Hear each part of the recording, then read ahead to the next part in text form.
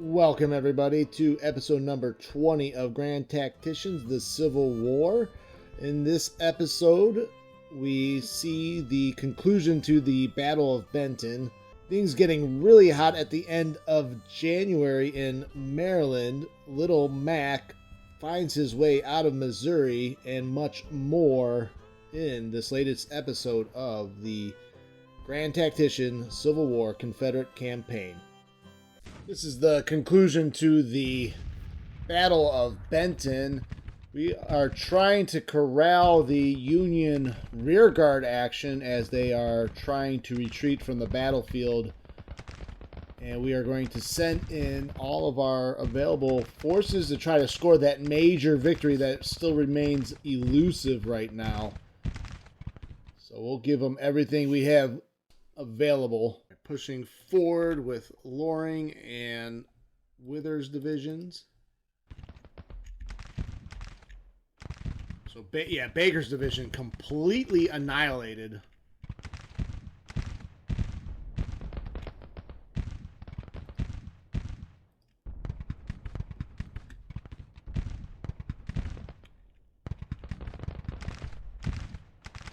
Let's try to assault and maybe capture some of these fleeing Union troops. McClellan thoroughly whooped.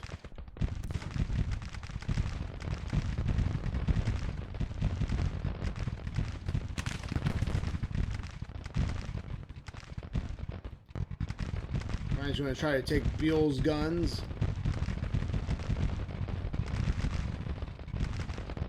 You can see the remnants of Baker's division trying to escape behind enemy lines.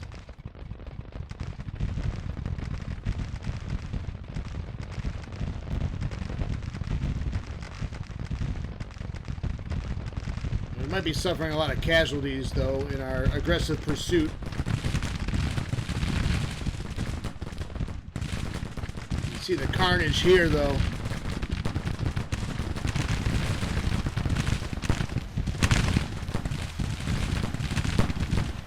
See the desperate struggle of the Union troops that are now surrounded.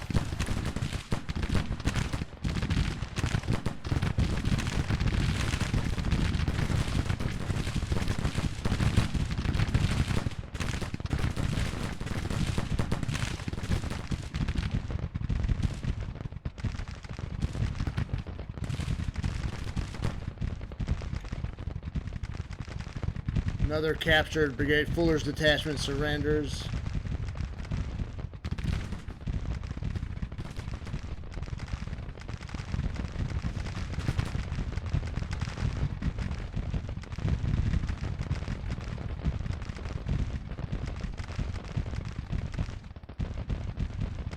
Someone was wounded. Bragg was wounded. So in our aggressiveness, though, we're going to cause some casualties. I want Buell's guns. I want those guns.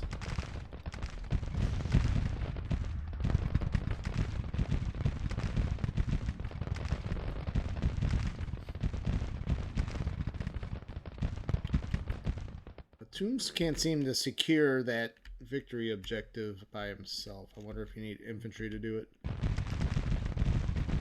So casualties reported by Johnson, about 3,600 and counting. As this is a life and death struggle now for the Union Army. It's like a wild animal trapped in a corner.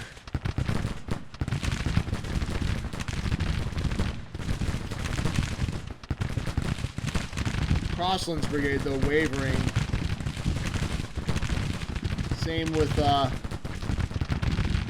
Bragg's brigade.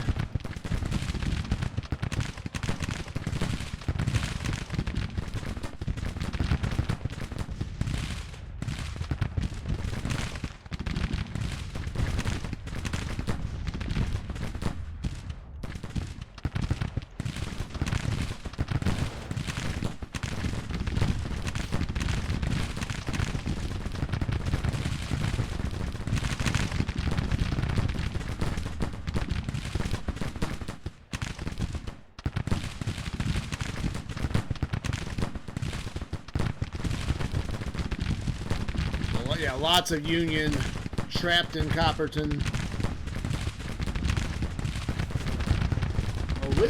Whitlesey's artillery, though, managing to hold their ground. Let's see if Woodruff can take those guns. Ruggles has withdrawn. He'll probably be disgraced.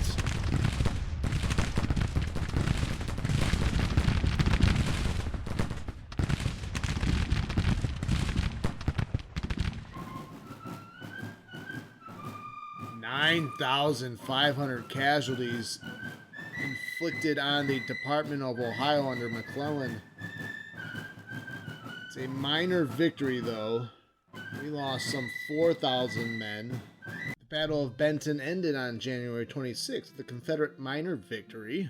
Our losses mount up to 4,100. The enemy is believed to have lost 9,500 men. The enemy's national morale drops by 1.24%, while military experience has gained by 1.5%. Due to his bad performance, Colonel Ruggles has fallen in disgrace in the eyes of men and the public.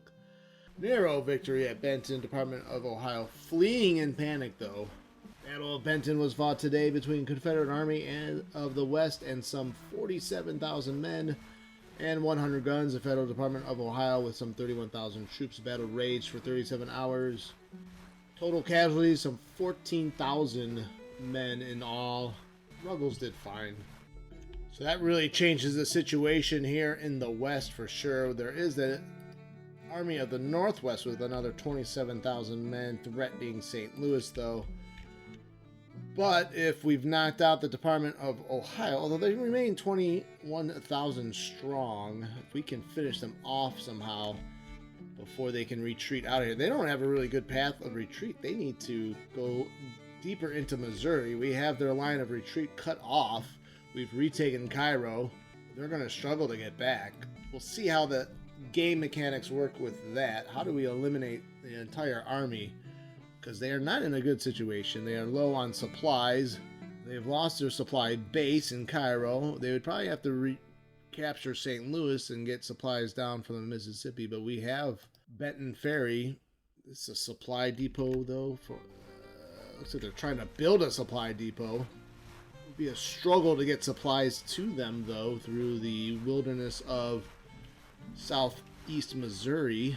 I mean, they could try to push on to Fredericton, which was abandoned, because now we can move Zollicoffer for now forward with confidence, even though he's still outnumbered. He has Hood's Corps and the remaining Army of the West in support. So Zollicoffer can move forward to defend Fredericton if the Department of Ohio decides to move forward. That would probably be the best. If I was McClellan, I would try to probably move to Fredericton and move north to St. Louis and try to meet up with the Army of the Northwest. So that might be something they try to do. Or if there's some way they can double back and get... They can't get to Benton Ferry. I've got them cut off, so I don't see that being possible. If they can cut a swath through the woods here and hit the road up the Mississippi, that might be a possibility as well. Price's Corps is trying to occupy Evansville Ferry. We also have Johnston forming up the Army of Tennessee, and he can move north through Louisville and Indiana or come further west to support finishing off the beleaguered armies of the Union that are now in dire straits in the west. We'll see how they can pull off a comeback. Looks like the Union is forming an Army of Indiana, and an Army of the Mississippi is also forming. Estimates of 26,000, another 28,000. So yes, loads of manpower for the Union. And it looks like things might start heating up here again in the east, as we have the Army of the Potomac, Department of Pennsylvania trying to converge on Beauregard and his Army of Northern Virginia. We'll see how Ewell does as a corps commander, taking over for Johnston. But Beauregard is now up to about 56,000 men. Preston is currently raiding Baltimore. Now notice the effects the raid is having on support in Maryland.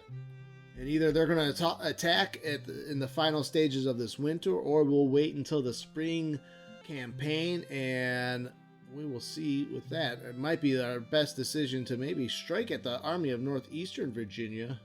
Army of Ohio offers some 13,000 men in bad supply. In other words, there's probably the weaker side of the... Actually, they're not. These are smaller detachments, to be honest. Army of Ohio, 13,000. We could probably strike at the 20,000 of Northeastern Virginia with Lee's Corps. Lee's Corps could almost defeat the Army of Northeastern Virginia on his own, but we'll march Ewell's Corps in support.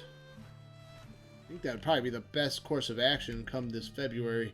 So not much rest in the winter of 61-62, as this has been a hot winter so far. Albert Sidney Johnston has a opportunity here to bag the entire Department of Ohio, all 30,000 plus men. Hood is going to try to follow up, heading towards Fredericton. We will order Buckner's Corps to try to stay over on the flank of the Department of Ohio. We will also order Kell's squadron north to St. Louis to block the path of the Army of Northwest. Zollicoffer's small army of the Trans-Mississippi can possibly aid in slowing down the McClellan's retreating Federals. We will march them out from Rolla, ordering Blanchard to cross at Franklin, Missouri, too. Tillman's Army of Kansas is receiving orders to go to Springfield to set up as his starting point to march into Kansas and liberate that state from the Union. Kansas supports the Confederacy 100%, but is occupied by the Union overlords.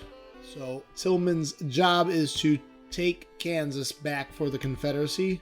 Mitchell's squadron in New Orleans, we are going to give her the Jamestown and also build her a new ship. I'm going to go with a third-rate steamer. We probably have 5 vessels named the Georgia, so we're going to name her the CSS Robert E. Lee. We're going to order Mitchell's squadron, though, on a raiding mission to patrol the Florida Panhandle area. The Georgia and South Carolina coasts seem pretty secure. Actually, no blockading right now. And that brings us back to Maryland, where Beauregard finds himself being encroached upon on all 3 sides. Now, our contingency plan was we have formed the Army of the Shenandoah, given command to Benjamin McCulloch, the disgraced Benjamin McCulloch. Hopefully he can redeem himself in some capacity. He is on his way to set up headquarters at Newmarket. He has an advanced corps under Porterfield, who had been kicked out of West Virginia, but has made his way into the Shenandoah Valley. He is going to march towards Harper's Ferry to secure a line of retreat, if necessary, for Beauregard. Ewell commands Joe Johnston's old corps. Joe Johnston forming a new army in Tennessee right now. Right now named the Army of the Tennessee, but we're actually going to march him into Kentucky and probably rename the Army of the Kentucky. His task is to make sure there is no Union invasion into Kentucky, and if so, to thwart it, stop it dead in its tracks, and make sure that Kentucky remains a part of the Confederacy. Before we head back east, I want to take a look at Price's Corps, who is securing Evansville Ferry and hopefully Evansville, Indiana, trying to control the confluence of the Mississippi and Ohio rivers. Preston's Cavalry Corps raiding Baltimore. So I think the Union is massing for an assault on Beauregard's army. Although the raid on Baltimore may have been a overall strategic blunder, as I believe Maryland's support was much higher for the Confederacy. It is down now to 29%. And we had also discovered that Maryland had joined the Confederacy back in December 21st, but have left the Confederacy to join back with the Union. And I believe that is exactly when we ordered Preston to raid Baltimore. The citizens of Maryland are not happy about that. Let us start the campaign up again and see what happens. We'll need to be quick to judge the Union intentions in Maryland. Looks like the Army of Northeastern Virginia is very demoralized as units are being routed. I think now might be the time to strike the Army of Northeastern Virginia. So when you see armies and corps within each other's radius but have not yet engaged for battle, you'll start seeing the little tooltips on casualties and skirmishes. We have ordered Lee and Ewell to converge on the Army of Northeastern Virginia. Orders have been sent. Let's see if they move out from their camps.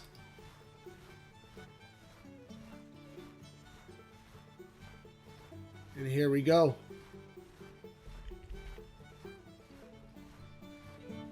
So it looks like they're retreating back. A lot of skirmishing and casualties. Preston's rage looks like it's doing a lot of havoc. The Union's blockade is back in full effect. And yes, the Florida area of Cedar Key looks like it's being blockaded. So we'll see what Mitchell's squadron discovers over there. Trying to march Hood towards Fredericton, Missouri to head off the Department of Ohio. They are slow to move out though.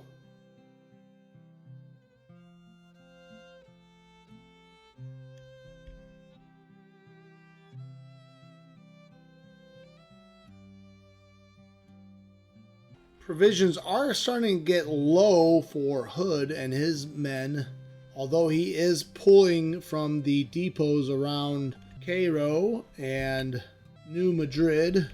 But winter seems to be settling in here in parts of Missouri. We have a new Department of the West that has just formed up right outside of Cairo. While the armies of the West decide to sort themselves out, let's keep a close eye on things in Maryland. As you can see, more skirmishing going on around D.C. All right, here we go. Now we have some movement going. Army of Northeastern Virginia retreats back into Washington, D.C. All right, so we ended the day there. Let's take a look at the West again. Let's send the New Orleans squadron to reinforce the Cairo area. All right, orders sent out west. Let's play another day here. See a lot of Union units routing. Lots of skirmishing as they try to fight off cavalry raids. All right, we have the morning of the 28th now.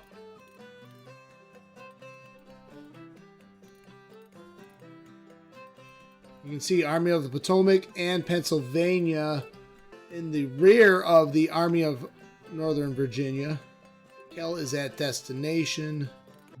And moving forward with the 28th. Again, Lee moving closer to D.C. So another day in the books here. Intelligence reports Department of Pennsylvania with almost 30,000 men and Army of Potomac about 24,000 men. These two armies have been beat up though by the Army of Northern Virginia for the most part. I'm going to try to add some reinforcements to Porterfield. Texas and Kansas volunteers. We'll give command to 2 infantry commanders. So for Porterfield to be full strength, it's going to take a while though. Now he'll get Law and Drayton in about a week. and then LZ's battalion in 8 days. So he won't have any meaningful artillery, though, for at least 8 days. Let's get ready for January 29th. As you can see, there's lots and lots of skirmishing going on, and even units routing. Lee's suffering from some slow movement and low readiness. But they are approaching DC. Zollicoffer's at destination. So we are on the evening of the 29th, and it looks like the Army of Northeastern Virginia, the Union Army, is suffering the bulk of the skirmishing casualties. I wonder if the next day will bring us a battle.